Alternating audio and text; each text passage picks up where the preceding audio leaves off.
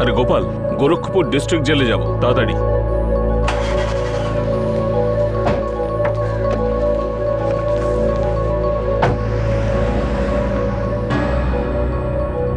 দেখো, তুমি এত চিন্তা করো না, সব ঠিক হয়ে যাবে। ভাগ্য ঠিক ভুল কিছু বোঝে না সরোজ, যেটা লেখা রয়েছে সেটাই হবে।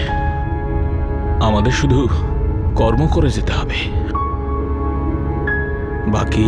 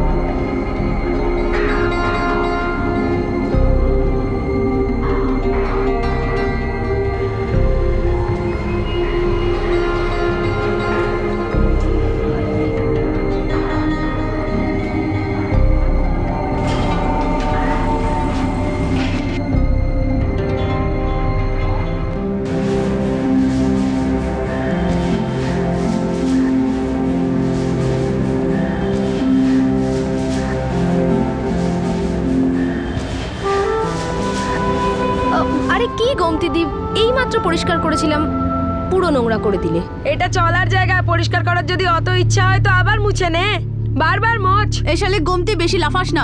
পরের সপ্তাহে তোর মোছার পালা, ঝাঁটা তোর হাতে থাকবে, তখন হাঁটবো আমরা, দেখবো তোকে। তুই আমার সঙ্গে লাগতে চাইছিস? ক্ষমতা থাকলে আয়। আরে কুসুম, গোমতি দি, তোমরা দুজন কেন ঝগড়া করছো? ওটা তো এমনি আমার মুখ থেকে তোমার নামটা বেরিয়ে গেছিল, কোনো ব্যাপার নয়, আমি আবার পরিষ্কার করে দিচ্ছি। এই কুসুম, এই চোখ বড় বড় করে আমায় দেখিস না, বুঝলি? তোর চোখ গেলে না উপড়ে ফেলে দেবো। তুই আমাকে চিনিস না, তুই আমার গায়ে হাত দিয়ে একবার দেখা দেখি। নে দিলাম হাত। আরে কি যা করবি? এখান থেকে। আরে চল চল, নিজের কাজ আরে কর। তুই যা যা আগে। যা, আমার সাথে মুখ লাগাস চল, না, বুঝলি? পালা। যা। আরে তোদের ঝামেলা ঝঞ্ঝাট আবার শুরু হয়ে গেল। আরে না না সিমরান ম্যাডাম, এরা দুজন তো শুধু কথা বলছিল। আরে এই গৌরীর বাচ্চা, আমি কালকে জন্মাইনি, হ্যাঁ? আর আমাকে বোঝানোর চেষ্টা করিস না তুই। আর তোরা দুজন দাঁড়িয়ে দাঁড়িয়ে আমার মুখ কি দেখছিস? ঝাড়ু ওঠা আর এখান থেকে চল চল, নিজের কাজ কর। গৌরী, তোর সঙ্গে কেউ দেখা করতে এসছে। আমার সাথে কি দেখা করতে এসেছে? আজ পর্যন্ত তো কেউ আসেনি। তো পার্টিকে ফেরত পাঠিয়ে দি। বয়স্ক মানুষ, জেন্টেলম্যান টাইপের। কি নাম বলেছে? কোনো রতন প্রকাশ মিশ্র, আর সঙ্গে ওনার বউ আছেন। না, আমি চিনি না। তো গিয়ে চিনে নে না, হয়তো কোনো এনজিও থেকে এসছে, তোর পুনর্নিবাসের খবর নিয়ে এসছে। আরে তুই নিজের কাজ কর না ভালো করে। না ম্যাডাম, আমি ওনাদের সঙ্গে দেখা করব না, আমার হয়ে ক্ষমা চেয়ে নিই ওনাদের কাছে। নিজের পায়ে কুড়ুল মারিস না, ঠিক আছে? বলে দিচ্ছি, আমার কি।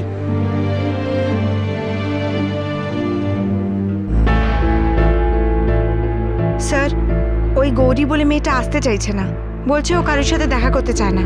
ঠিক আছে, দেখুন স্যার, আমরা গৌরীকে জোরাজোরি করতে পারি না আপনাদের সাথে দেখা করার জন্য। তাহলে কি একবার আমরা ভেতরে গিয়ে দেখা করতে পারি? দেখুন, একে তো ভেতরে যাওয়া বারণ, আর তারপর মেয়েটাও তো চাইছে না। তো ভেতর বাইরে ব্যাপারটা তো একই, তাই না? তাছাড়া কাজটা কি মিস্টার মিশ্র? আগে আমরা এই কাগজটা পড়েছিলাম, এই জন্য দেখা করতে এসেছি। এই রাতের দিন হয় না। ও আচ্ছা আচ্ছা, এই রিপোর্টার বিজয় উপাধ্যায়, উনি আমাদের জেলের উপর একটা স্টোরি করেছিলেন, আর এই গৌরীর ব্যাপারে ডিটেলসে লিখেছিলেন। উনি গৌরীর ব্যাপারে লিখেছেন, এই জন্যে আমরা ভাবলাম একবার গিয়ে দেখে আসি। আপনি কিন্তু আমার কথার উত্তর দেননি। হ্যাঁ, কেন দেখা করতে চান গৌরীর সাথে?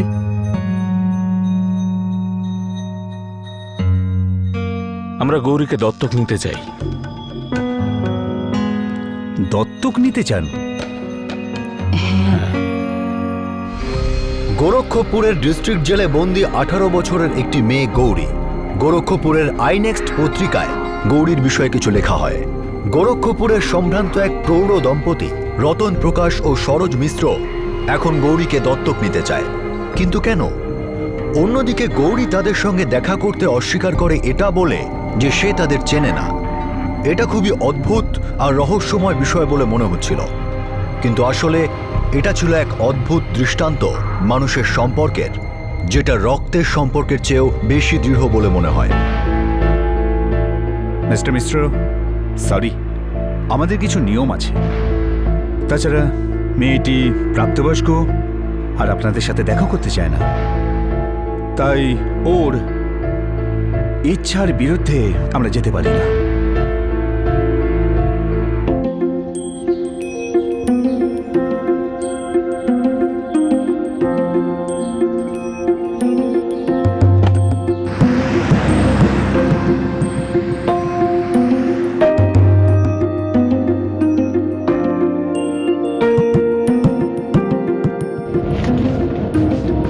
এই আইনেক্সটের রিপোর্টার বিজয় উপাধ্যায়ের সঙ্গে দেখা করি, কি বলো? হয়তো উনি আমাদের সাহায্য করতে পারেন।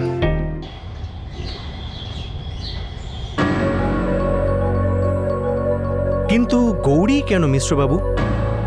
দত্তক নেওয়ার তো অনেক অপশনস আছে আপনার। হয়তো এই জন্যে, কেননা আমার স্ত্রী সরোজ আর আমার মাথাতে একই কথা একই সময় এসেছে।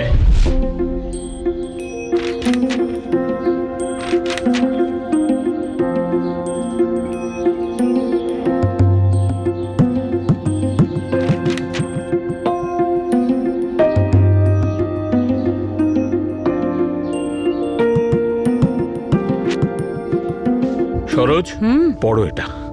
কি এটা? আরে পড়ো না, এই দেখো।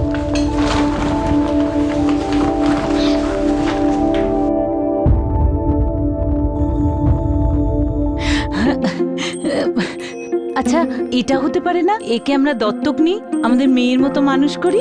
এই ভাবনাটা আমার মনে এসেছে, এই জন্যই তো তোমায় পড়তে দিলাম। আমি জানতাম তুমিও এটাই ভাববে। আমাদের দুটি ছেলে আছে, একটা মেয়ের খুব আশা ছিল। আমাদের জীবন খুব আরামে কাটছে, ব্যাস একটা মেয়ে শুধু অভাব। তো কাকতালীয় ভাবে কয়েক মাস আগে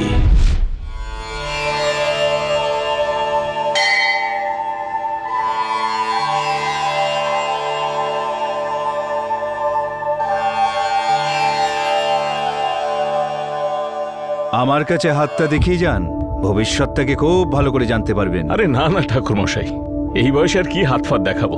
ভাগ্যের কোনো বয়স হয় না মহাশয়। হয়তো আমার ভাগ্যেতে আপনার দক্ষিণা লেখা আছে, আর আপনার ভাগ্যেতে হয়তো কোনো বিস্ময়। এই আপনার দক্ষিণা। দক্ষিণা হাত দেখার পরেই নেওয়া হয় মহাশয়। মেয়ের ভাবনায় কষ্ট পাচ্ছেন, কিন্তু চিন্তার কোনো কারণ নেই। খুব তাড়াতাড়ি খুব ভালো সম্বন্ধ আসতে চলেছে। আমাদের কোনো মেয়ে নেই ঠাকুর মশাই, তবে হ্যাঁ, ইচ্ছে হয় যে একটা মেয়ে হোক। তাকে আমরা খুব ভালোবাসবো, তাকে খুব পড়াবো, লেখাবো, মানুষ করে তুলব। তার খুব ধুমধাম করে বিয়ে হবে।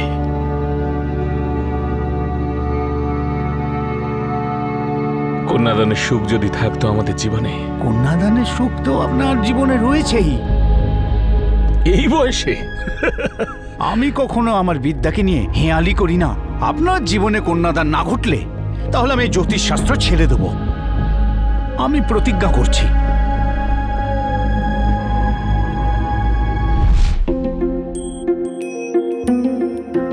জানি না, তখন থেকেই আমার ধীরে ধীরে বিশ্বাস হচ্ছিল যে আমার কপালে মেয়ের সুখ রয়েছেই। আর যখন আমি গৌরীর কাহিনীটা পড়লাম, ব্যাস ব্যাস ভেতরে সুর বেজে উঠল। ধরে নিন কেউ ছুঁয়ে গেল হৃদয়টা। দেখুন, গৌরীকে রাজি করানোটা সহজ নয়। আমার একটা দিন লাগবে, আমি চেষ্টা করছি। ঠিক আছে মিশ্রবাবু, আপনি আপনার নাম্বারটা দিয়ে যান। কথা এগোলে আমি আপনাকে ফোন করে নেব, কিন্তু আমি কোনো কথা দিতে পারছি না। Okay sir.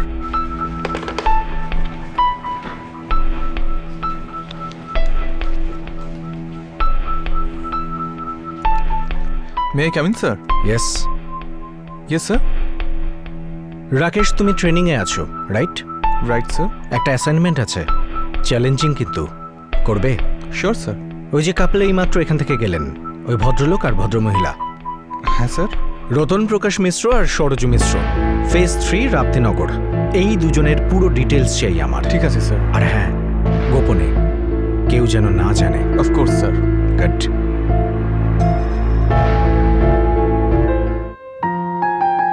কেন তুই দেখা করলি না ওদের সাথে? কেন দেখা করব আমি? জানি না চিনি না আর হুট করে দেখা করব? আরে মনে হয় তোর কোনো ভালো কাজই করতে এসছে, হতে পারে কোনো ভালো মানুষ। কে ভালো আর কে খারাপ কুসুম, কারোর ব্যাপারে কিচ্ছু বলা যায় না। আর তাছাড়াও আমি আর কারোর ওপর ভরসা করি না। আরে ও ঠাকুমা, কদিন আছো এখানে? 6 মাস। যতদিনে মাস বছর বনে যাবে তখন বুঝতে পারবে আসলে কয়েদ কি। আমি 4.5 বছর ধরে সংশোধনাগারে ছিলাম কুসুম। তাহলে ভালো লাগছে বন্দি হয়ে থাকতে? খোলা হওয়া শ্বাস নিতে ইচ্ছা হয় না? কেন নেব না? নিতে চাই আমিও স্বাধীনতা চাই, কিন্তু সঠিকভাবে, কারুর দয়া দাক্ষিণ্যের নয়। অনেক দেখেছি দয়ালু লোক আর তাদের উদ্দেশ্য।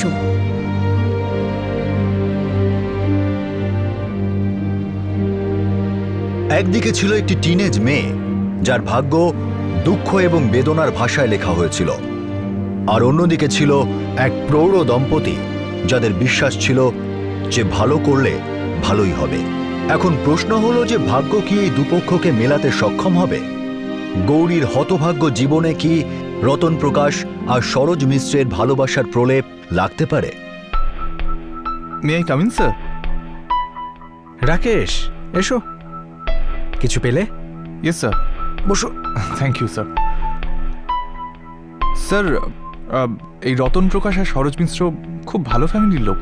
ভালো ফ্যামিলির লোক? এই ভালো ফ্যামিলির লোক কেমন হয় রাকেশ? রতন প্রকাশ মিশ্রের ব্যাকগ্রাউন্ডে স্যার ডিফেন্সের, সিভিল ইঞ্জিনিয়ার ছিলেন আর্মিতে। 10 বছর মুম্বাইতে চাকরি করেছেন, তারপর 2000-এ উনি গোরক্ষপুরে ফিরেছেন স্যার, যেখানে ওনার রাদি বাড়ি আসলে। আর ফ্যামিলি? স্যার 2 ছেলে, বড় ছেলে অখিল আর তার স্ত্রী মিতা ব্যাঙ্গালোরে থাকে। আর স্যার ওদের একটা 9 মাসের বাচ্চাও আছে।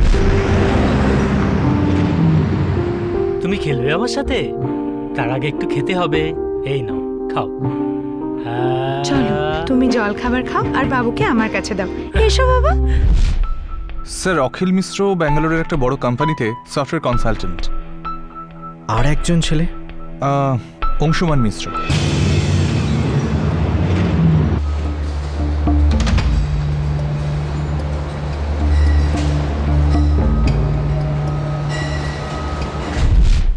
স্যার অংশুমান মিশ্র মেকানিক্যাল ইঞ্জিনিয়ার, ভারেলিতে। 2 ছেলে, দুজনেই ওয়েল সেটেলড।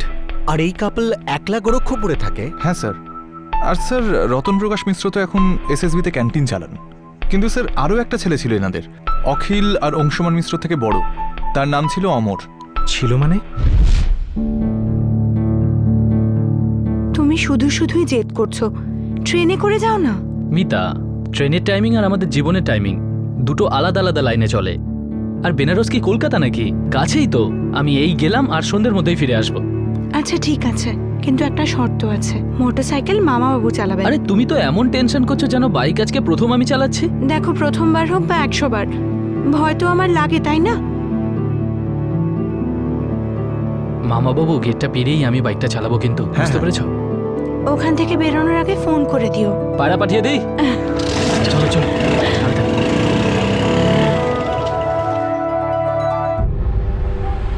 আচ্ছা, আজকের এই কাজটা রোহিতের করার কথা ছিল না? আরে হ্যাঁ হ্যাঁ, তোমাকে বলেছিলাম না? আরে ওটা ওদেরই করার কথা ছিল, কিন্তু দেখো কি হলো।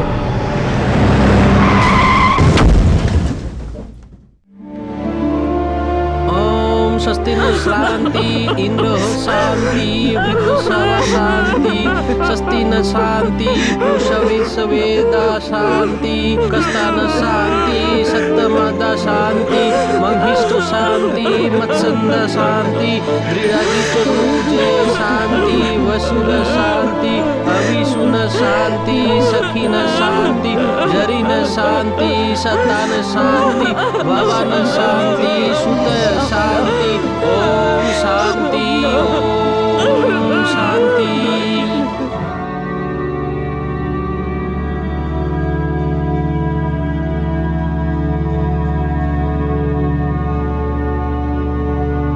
দেবেন্দ্রবাবু, 1 বছর হয়েছিল আপনার মেয়ে আর আমার ছেলের বিয়ে হয়েছিল।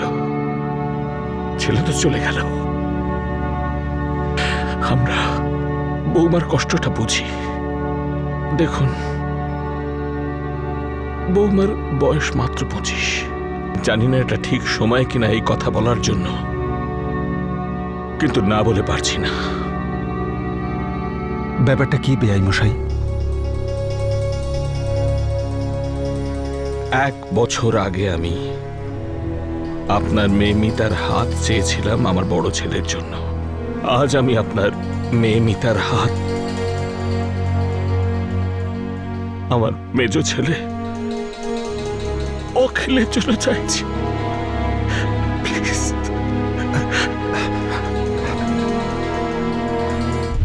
স্যার, অমরের বিধবা স্ত্রী মিতা অমরের ছোট ভাই অখিলকে বিয়ে করতে রাজি হয়ে যায়। তারপর?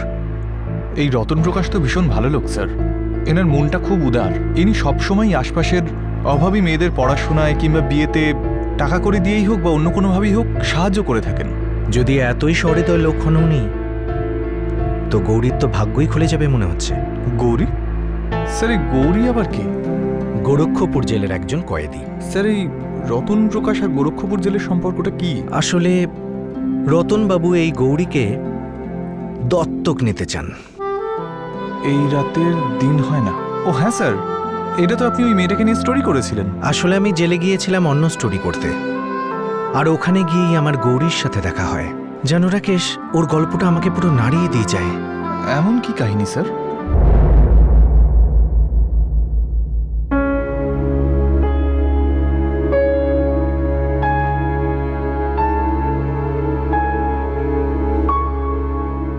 এই লোকটা করছেটা কি? কোনো গল্প লিখছে জেলের উপর। আরে বাবা, আমাদের ওপর কি কোনো ফিল্ম টিম বানাচ্ছে নাকি? কোনো ফিল্ম টিলিমের লোক নয়, সাংবাদিক। তুই কি করে বুঝলি? ওর মুখে লেখা আছে নাকি? হাবুলদার সিমরানি বলছিল সাংবাদিকই।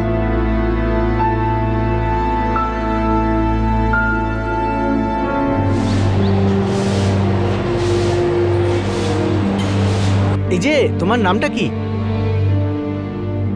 হ্যাঁ হ্যাঁ, তোমাকেই বলছি আমি। গৌরী।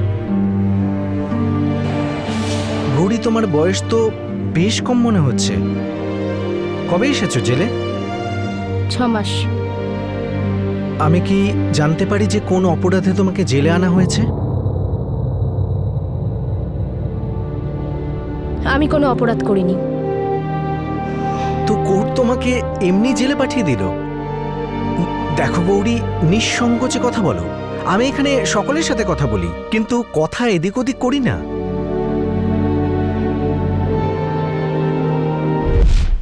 ও 4.5 বছর একটা কারেকশন হোমে ছিল, এক এমন অপরাধে যেটাও করেইনি। তারপর ওকে এই ডিস্ট্রিক্ট জেলে শিফট করা হলো। ওর মা বাবা? বলছিল অনাথ। 7 বছর থেকে মা বাবা ছাড়াই মানুষ হয়। ওর জীবন সম্পর্কে আমি যত তথ্য সংগ্রহ করেছি, তার পরতে পরতে এত দুঃখ লুকিয়ে আছে যে আমার লোম খাড়া হয়ে গেছিল। ওর জীবনের কাহিনী আমাকে এতটাই প্রভাবিত করেছিল যে আমি সেটাকে লিড স্টোরি করি আর আমাদের এডিটরকে দিয়ে দিই। উনি অ্যাপ্রুভও করেন। ভাঙাচোরা জীবনের ছেঁড়াখোড়া কাহিনী। এই রাতের দিন হয় না।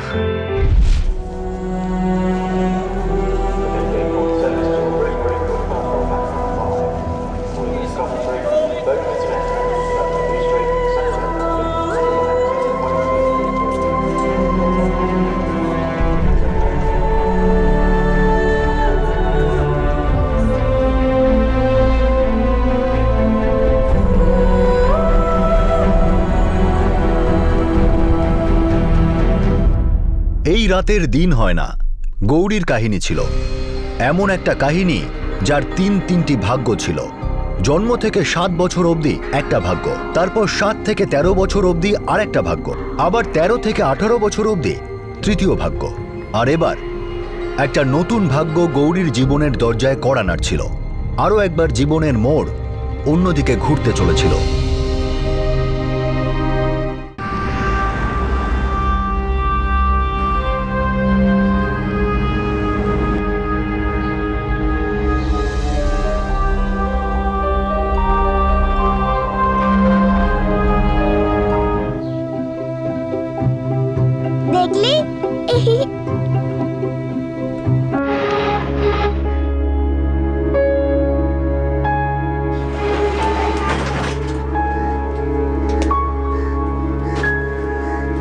বাড়িওয়ালা এসেছিল, বলল সন্ধ্যের মধ্যে ভাড়া না মেটালে আমাদের সবাইকে বাইরে বের করে দেবে।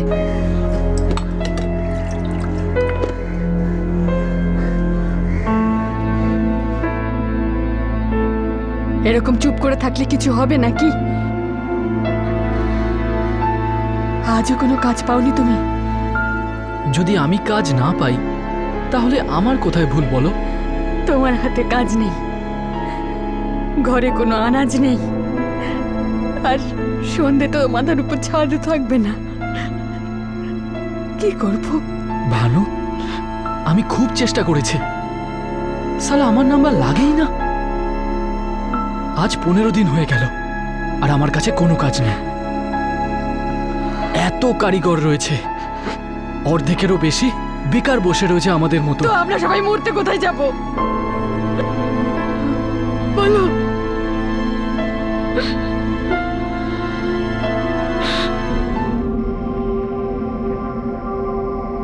মা, কি? আমরা কি আর বাড়ি ফিরবো না?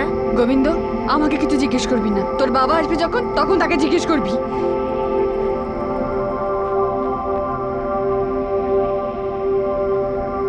বাবা বাবা, ওই মা। কিছু পেয়েছো? যা পেলাম তাই নিয়ে এলাম।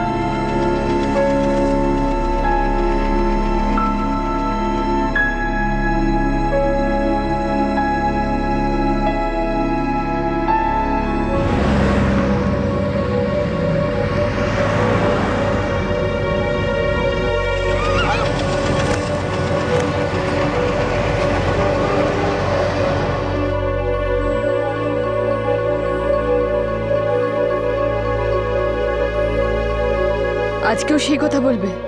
কোনো কাজ পাওনি?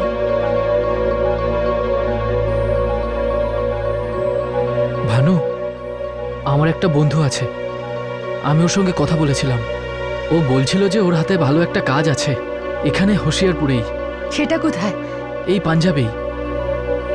ও বলছিল যে চাষের কাজ, শ্রমিকের প্রয়োজন।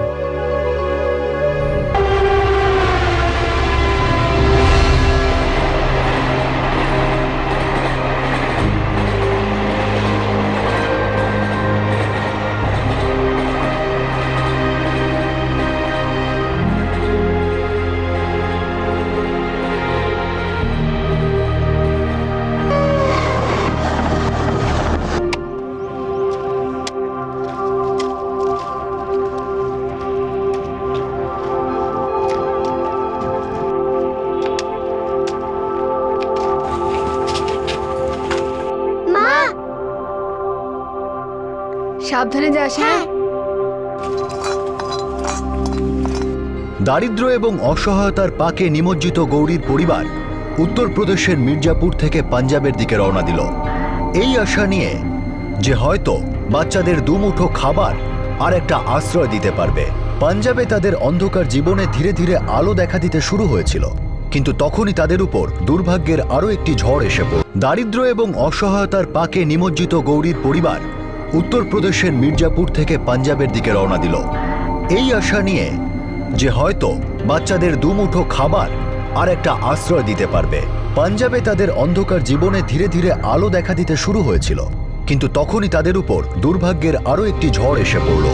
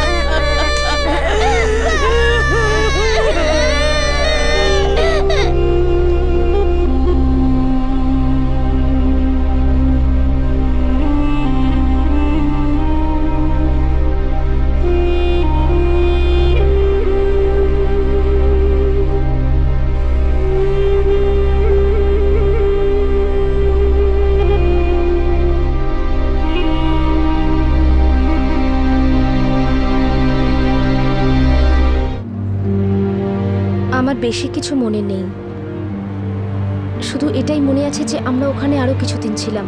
মা প্রতিবারে একই কথা বলতো যে আমাদের সামলানো আর সম্ভব হচ্ছে না। তারপর আমরা ওখান থেকেও বেরিয়ে পড়লাম। আমরা কোথায় যাচ্ছিলাম কেউ কিচ্ছু জানতাম না। কে জানে মায়ের মনে কি ছিল আর মাথায় কি ছিল।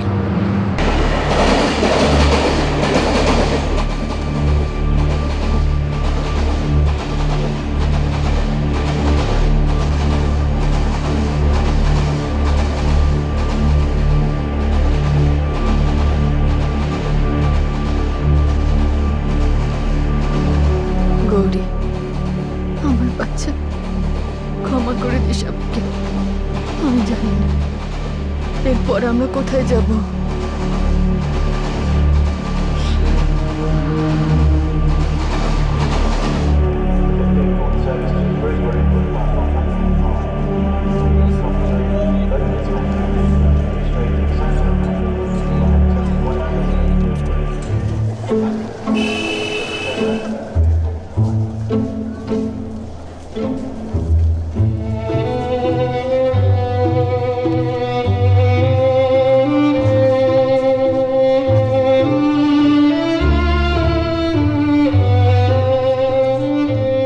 মা, আমরা এখন থেকে এই নতুন শহরেই থাকবো। জানি না, এসে তো গেছি, কতদিন থাকবো কিছু জানি না। শোন, তুই এখানেই বস, আমি জিজ্ঞেস করে আসি কোনো কাজটা যেখানে পাওয়া যায় কিনা। তুই এখান থেকে নড়বি না, আমি তোর জন্য এক্ষুনি খাবার নিয়ে আসবো। হ্যাঁ,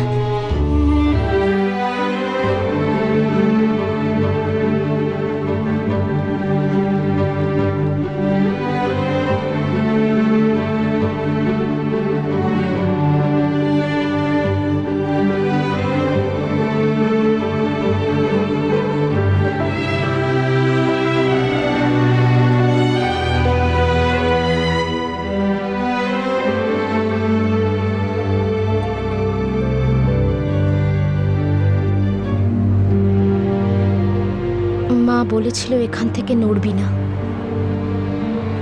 আমি বসেছিলাম, বসেই ছিলাম, বসেই ছিলাম, কিন্তু মা আর ফিরে আসেনি। আমি বুঝতেই পারিনি যে আমি মা আর গোবিন্দকে আর কোনোদিন দেখতে পাবো না।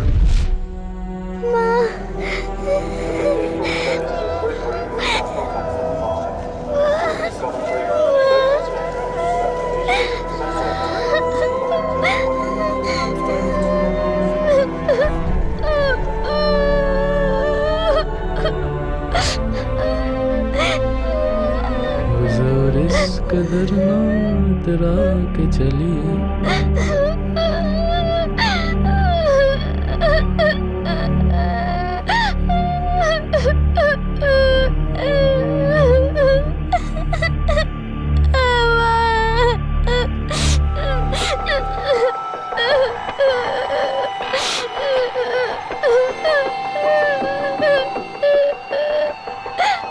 আরে এই মেয়ে, কাঁদছিস কেন? আরে আরে বল, কি হয়েছে? আমার মা কোথাও হারিয়ে গেছে। হারিয়ে গেছে? কোন দিকে গেছিল? ওইদিকে। কখন গেছিল? সকালে। আচ্ছা কাঁদিস না, কাঁদার দরকার নেই। শোন, কিছু খাবি?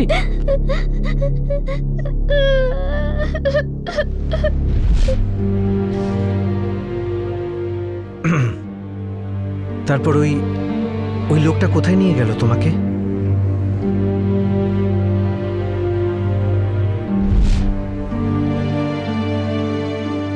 গৌরী বুঝে গিয়েছিল ওর মা ওকে ইচ্ছাকৃতভাবে ফেলে রেখে গিয়েছিল। ওর মার ওকে প্রয়োজনই ছিল না। স্যার, তারপর কি হয়েছিল? ও জেলে গেল কি করে?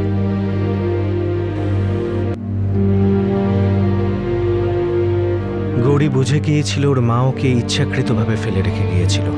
ওর মার ওকে প্রয়োজনই ছিল না। স্যার তারপর কি হয়েছিল?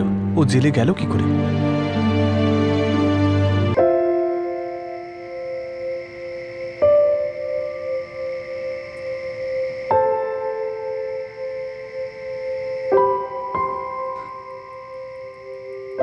দেখো, ভাগ্যের লিখন কেউ বদলাতে পারে না। আর আমাদের কপালে এটা লেখা থাকে যে ও আমাদের মেয়ে হবে, তো কারোর ক্ষমতা নেই সেটা আটকানোর। জানি না সরোজ, বারবার মনে হচ্ছে যখন থেকে ওই লেখাটা পড়েছি, গৌরীর কাহিনী পড়েছি, এটাই মনে হচ্ছে যেন কোনো গভীর সম্পর্ক আছে আমাদের মধ্যে।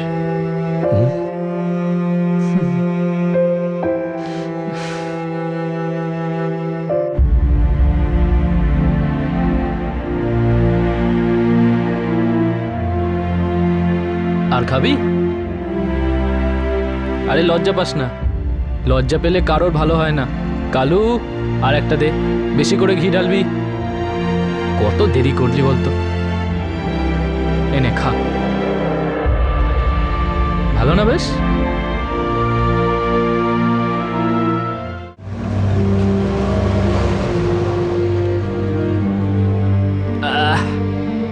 তুই বস, আমি আসছি।